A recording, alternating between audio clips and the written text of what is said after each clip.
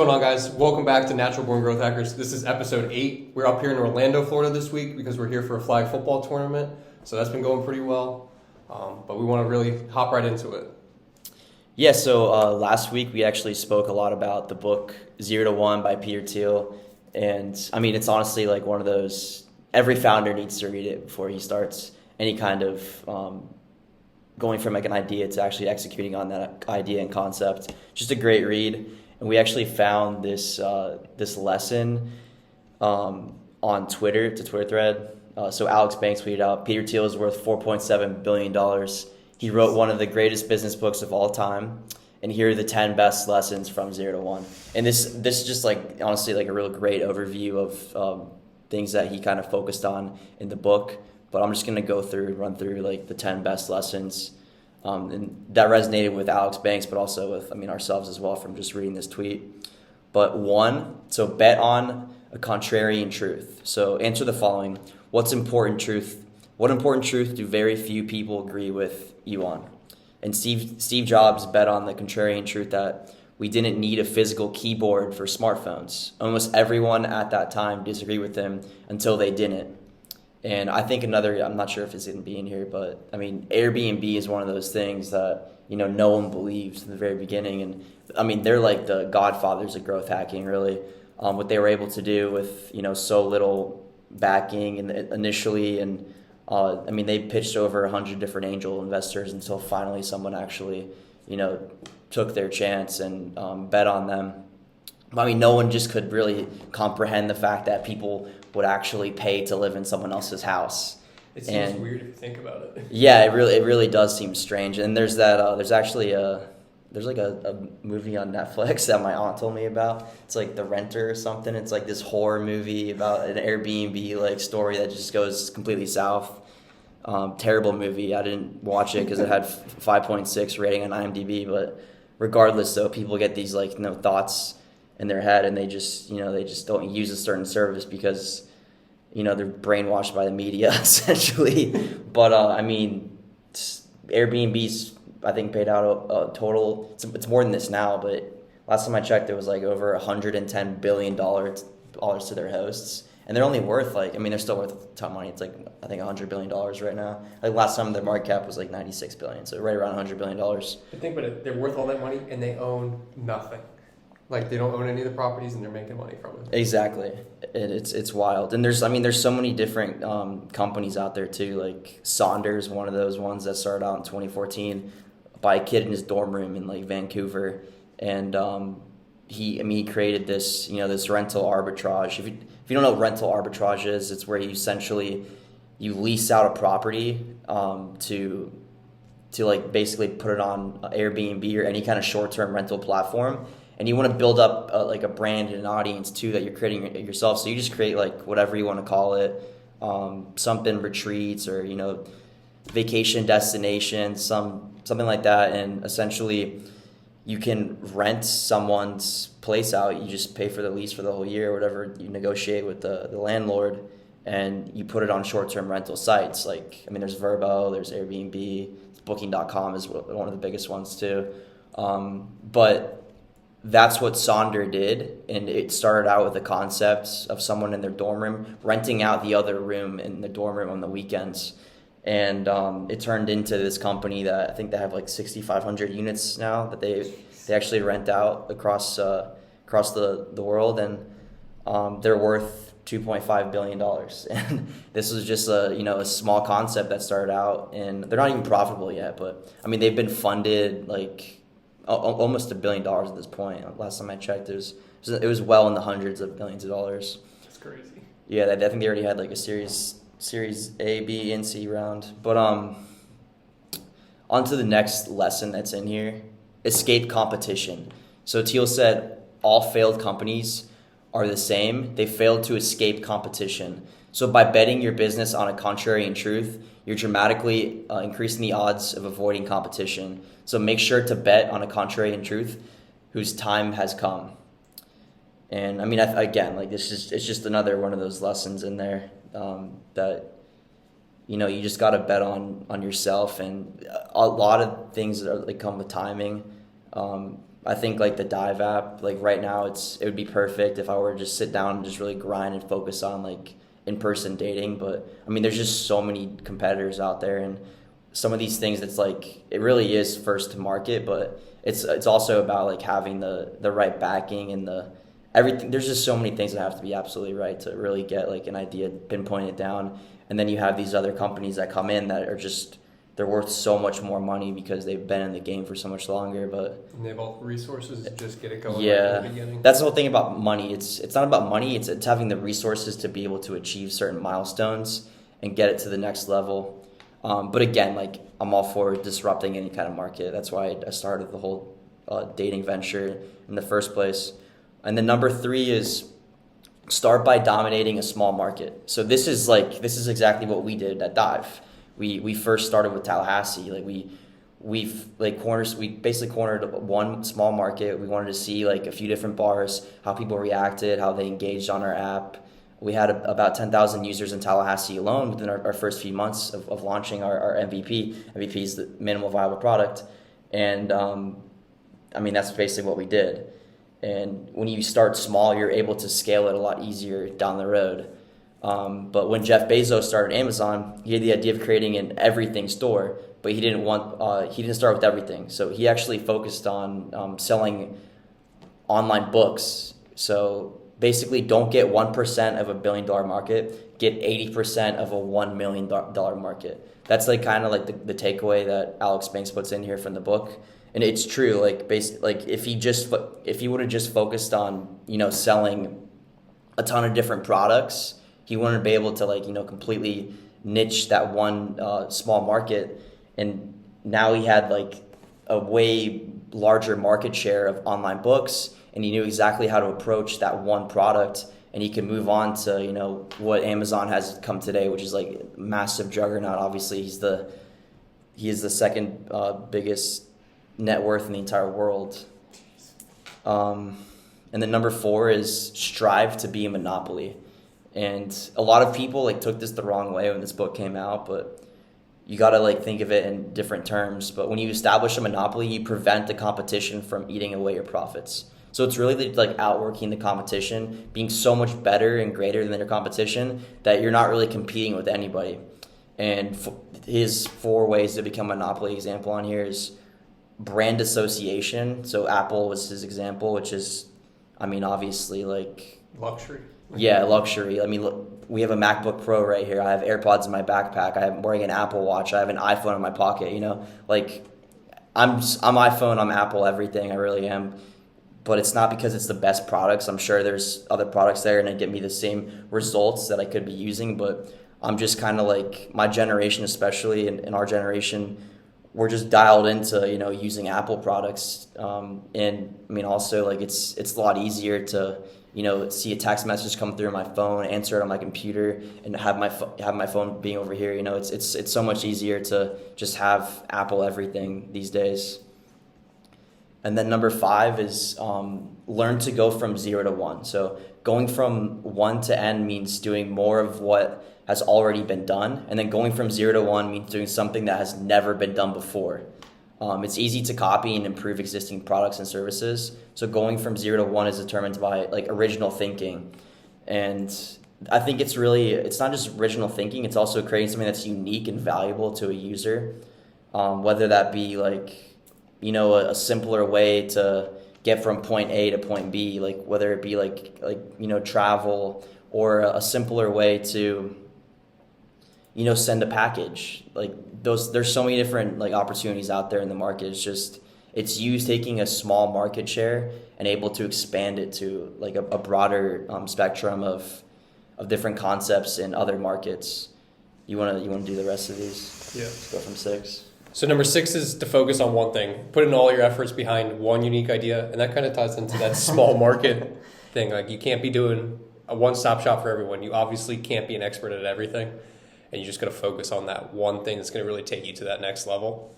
Yeah, putting your effort behind one unique idea. That's basically what we just said as well. But also, as an entrepreneur and a founder, I do this all the time. You have all these ideas coming to you every day. You get caught up in the moment.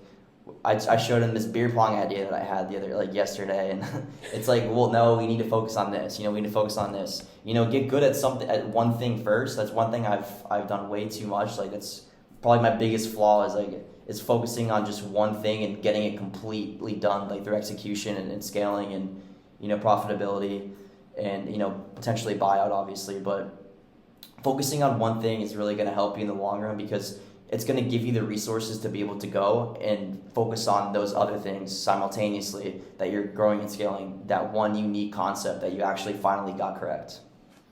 Yeah.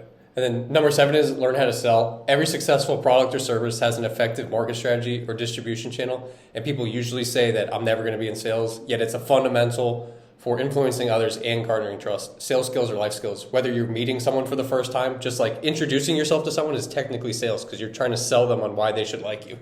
Yeah, exactly. And also too, it goes back to investments as well. Like when you're trying to, raise funds and capital for any kind of early stage concept, early stage startup, whatever you want to call it, venture, business, idea, the founding team is like the biggest thing that someone's looking at. They're not betting on your idea. Your idea is probably going to fail, but they're betting on you as a person that's going to be executing that concept. And they're really they're not really betting on the idea. They're betting on the team that is behind that idea that's going to be forth in the execution of that concept. Right. So that's where sales really does. It's a large role in a lot of things, especially growing and scaling.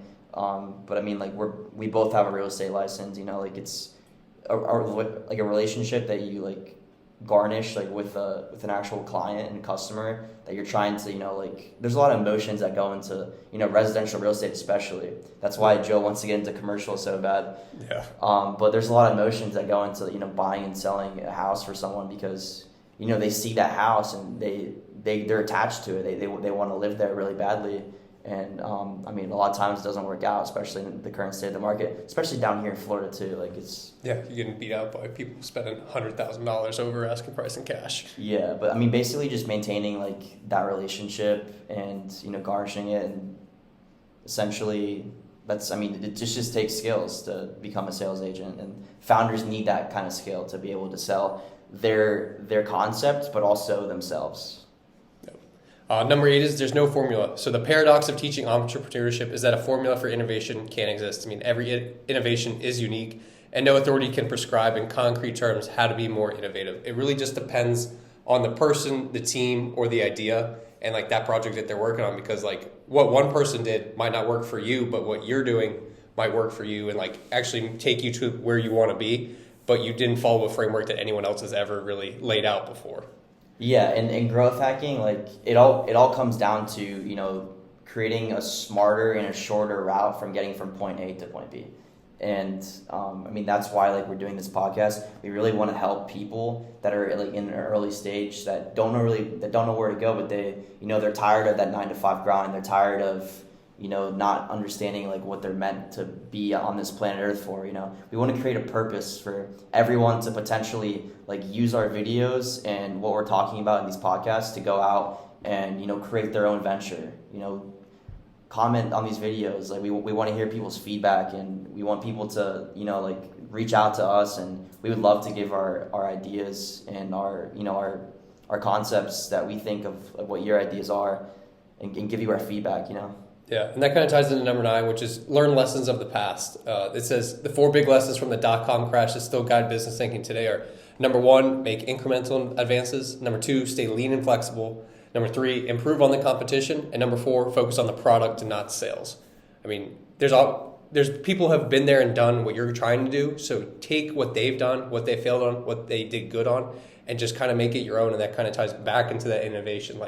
Yes, there's not a definite framework, but you kind of see what has worked for some, what hasn't worked, so you don't make the same mistakes at the end of the day. Yeah, also too, failure is a part of success. You're gonna fail to be able to succeed in the long run, unless you're just you're just like that. Yeah, I guess Elon Musk is one of those examples of someone that just continuously succeeds, but he's 1 in a million.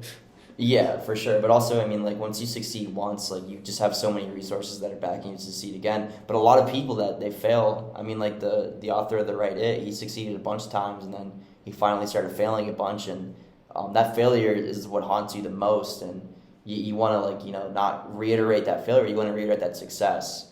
And there really isn't like a given founder's framework to go off of. There's just do's and don'ts, and thinking that you might have that right. Yeah. And then the last one, number 10, is last can be first. It's much better to make the last great development in a specific market and enjoy your years or even decades of monopoly profits. I mean, it's not, sometimes it is good to be the first one, but most of the time, I mean, think about it. You could just take what one person's done. Like, look at Apple. They're usually not the first ones to come out with something, but then they just take it and make it better. Yeah, I like that quote that you put on here too. Chess grandmaster Jose Raul Capablanca said, "To succeed, you must study the end game before everything else." And I mean, that definitely goes to show. Also, too, like when companies are like monopolizing markets, like you can see, what they're doing now. There's always going to be someone. I'm sure there's people right now in a garage thinking about a way to disrupt Apple as we're doing this podcast. Yeah. I mean, again, like these companies will be around forever, but other ones, are going to think of something new, especially with all these different Web3 things coming out right now. Speaking of Web3, you want to talk about the founders tokens? Yeah. So we're, like we've talked about before, we're kind of pivoting with Division 42, and now we're coming out with founders tokens for our Move to Earn app, or what we're going to call Burn, most likely. Burn to Earn, yeah. Burn to Earn. We're also thinking of a cool name that we could use for the app. We're not sure yet.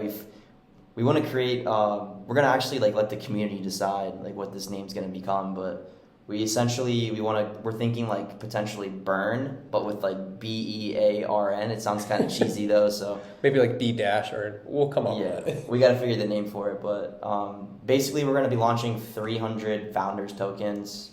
Actually, no, 1,000 founders tokens. And these are for early adopters that really they see the value in this concept of in the community. Yeah, in the community as well, but also the value in this idea of being able to challenge your friends, your coworkers, your family members to a friendly competition where you can actually burn calories and earn money at the end.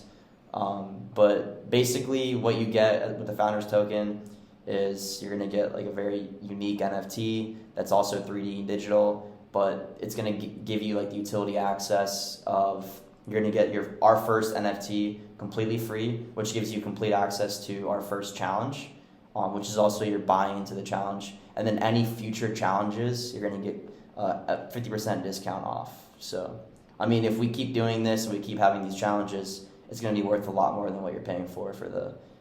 And this is also for mainly for early adopters. I feel like people that really see the concept and what we're doing, and they want to back our idea and our concept. Yeah, and at the end of the day, I mean, the community, just being involved in it, you're going to get around, number one, people who believe in Web3 in the future, so you're going to be able to network with those people. And then number two, you're going to be able to be around competition in the fitness industry, so you never know what's going to come of it. Like we've talked about before, just sweating in general just makes you feel good. Not when you're sitting out there baking in the Orlando sun, but sweating for a quick 45-minute, hour workout, that feels good. Yeah, no, definitely. And again, it goes back to the whole concept of Division 42 is to improve your mental health, not just your physical health, but through physical fitness, obviously. And this is going to be a friendly game, that you can basically compete with your friends, family, and anyone around the globe, actually. But that's what we're creating right now. We're going to have our MVP in the App Store by November, at the absolute latest. And we're going to be beta testing up until then as well. But this is just another, this whole NFT concept really, it's the modern day version of crowdfunding. And ours is going to be on the ERC20 token, so it's going to be Ethereum based. We're also going to be launching it on the Social app, which is someone that I networked with through LinkedIn. He's become a friend of ours, but his name's Dubray. And one of the owners of Social, which is a good friend of his as well, is Hall of Famer Tracy McGrady. So we're going to be on their marketplace for our initial launch of our founders tokens. And then in the future, we're going to let the community decide the NFT size for each challenge. I mean, these NFTs aren't going to be you're not going to get rich off them. Yeah, that's not what they're for. There's real utility behind them. It's for basically gaining access and entry into our app for the challenges. And the app's going to be consisting of not just the challenges as well, but like different ways to, improve your mental health.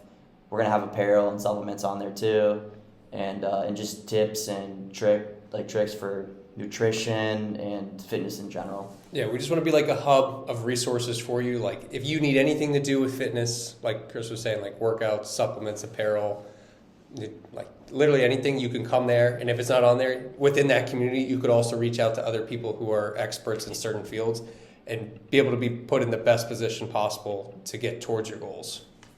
Yeah, for sure. Also too, so there's another great book talking about apps right now. So Joe has not read this book yet, so he's going to get caught up on it for the next podcast. But it's a great book. I read it, I think, 2 summers ago. But it's called How to Build a $1 Billion App. Discover the secrets of the most successful entrepreneurs of our time. And it's by George Burkowski. And he really just picks apart like different apps that, essentially like became $1 billion. I can try to find a few of them just for examples, but it's a great book. It's a great read. Again, I always recommend the Audible version of it. So not actually reading. I think I absorb more information from Audible books. Speaking of Audible books, I'm actually reading Tim Kennedy's Scars and Stripes right now. That's an amazing book. If anyone wants to, venture away from the typical business read, I think that book's amazing. I mean, there's just so many books out there that are just great, but this one, I just want to see like the examples that they have of the $1 billion app. You can probably see on my phone too. I'm just gonna look up a list of $1 billion apps. There's so many out there, and this book basically picks them all apart and how they got to where they are. I know Zanga was one of the examples that they talked about in the book. What is Zanga? Like the poker. Well, they have other games too. Like I think they bought Candy Crush too. That's a big one. I believe it. Candy Crush made a ton of money. Probably just like that beer app in the beginning when the iPhones first came out. Yeah, there's so many. This is a list of 15 apps that are worth more than $1 billion right here. Let me see. These are just typical examples, though. Instagram, obviously, Waze, Uber, WhatsApp. There's better examples. Oh, Candy Crush right there.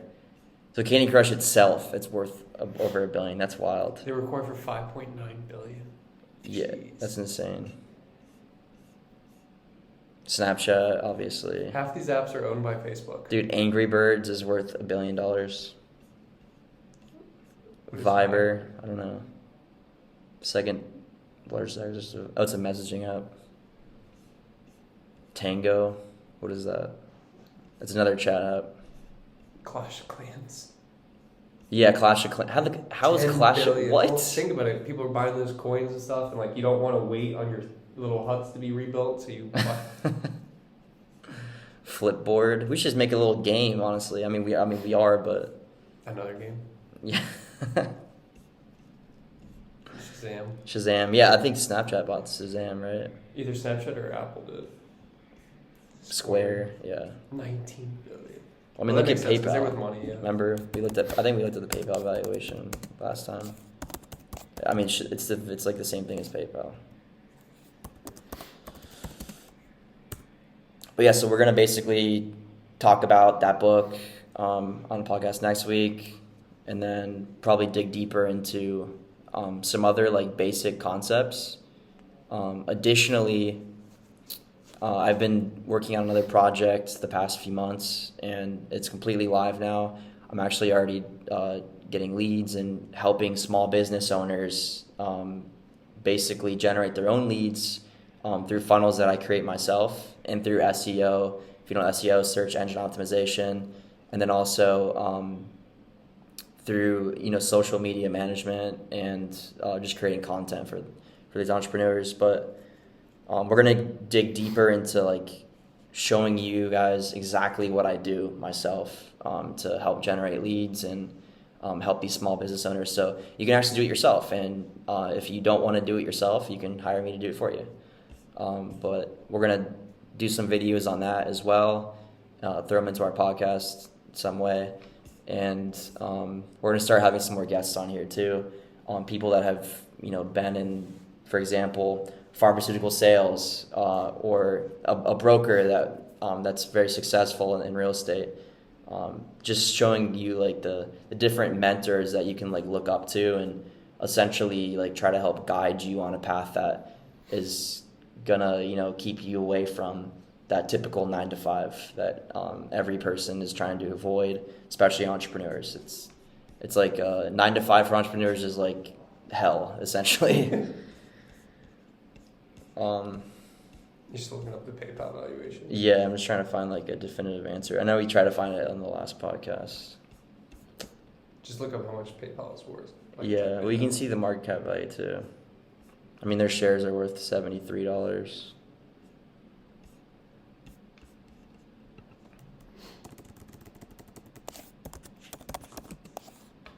$85 billion.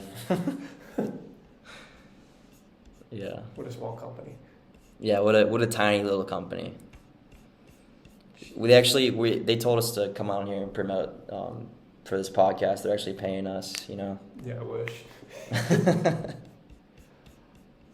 Awesome. So if there's anything you guys want us to talk about next week or in the coming weeks, please leave a comment or message us. I think Chris's emails is on there, right? Yeah. Yeah. Anything you guys need, definitely reach out. And then next week we'll talk about how to build a $1 billion app, and then we'll get a little bit more into Natural Born Growth Hackers Media Agency. And Chris will kind of walk us through some of that and show some examples of what you can do on your own and kind of what he does also to help you and just like pretty much take all the time, effort, and energy off your plate so you can go focus on what you need to do, and Chris will make sure that you get all the leads. Yeah, that's the whole thing too, like about being a business owner. Like there's some things that you can wear like all these different hats and trades and have skills for, but when it comes down to like, prospecting and sales and whatnot, being like a real estate agent, like you want to be focused on actually closing those leads that you get. You don't want to be focused on generating more leads. Obviously you can do that, but there's experts for different niches, and you want to be focused in-house on your business. You don't want to be focused on generating those leads, and that's what I can help you do. And that's essentially what Natural Born Growth Hackers Media is going to be here around for, which it is a full service ad agency. So depending on what packages that you get, like you could have anything from just one platform, which it would be potentially PPC on Google, which is pay-per-click, or you can do Snapchat, Facebook, Instagram, and TikTok are the ones that I'm going to be offering. But yeah, we're here to help you, and we're looking forward to the next podcast.